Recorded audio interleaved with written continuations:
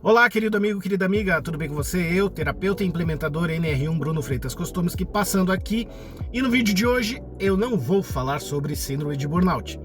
Você que acompanhou aí durante essa semana que passou, todos os dias eu venho falando sobre esse assunto. Eu fiz uma série de vídeos falando sobre síndrome de burnout.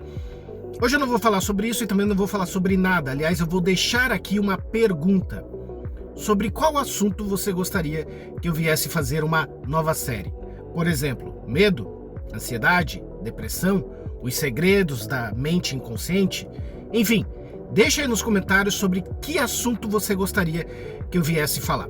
Eu fico aguardando você. O meu grande beijo, meu forte abraço, tenha uma excelente semana e lembre-se, você pode tudo. Tchau, tchau.